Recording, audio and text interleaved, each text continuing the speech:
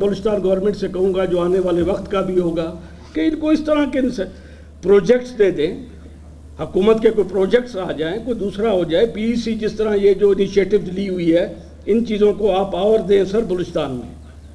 और ये जो 8000 बलूचिस्तान के इंजीनियर्स हैं, इनको अपना सदर बनाने का हक दें, ये इनको अपना यहाँ का नुमाइंदा का हक दें। घबराएं नहीं, इस चीज़ों में कुछ नहीं होगा, मिल बैठ के काम करें sir, for the future of this country, future of our area of Balochistan. और ये मैं बता दूं, आप बलूचिस्तान का करोगे तो पाकिस्तान आगे जाएगा। और इंशाल्लाह आप लोगों में टैलेंट मौजूद है। आप नहीं, मैं दोबारा रिपीट कर रहा हूं, पाकिस्तान आपने बनाना है। हर जगह तो हाउसिंग स्कीमें चल रही हैं सर, ये सब चीज़ें तो इंजीनियर्स की वजह से होगा। टेक्नोलॉजीज जो दूसरी ट्रांसफ़र होनी है वो इंजीनियर्स के थ्रू होगा।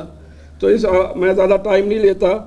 तो सर यंग लॉट को भी आप ज़रूर करें, और यही मेरी गुजारिशें होंगी। और इंशाल्लाह and our side from our People's Party chairman, our co-chairman, we will do everything for our PEC के लिए।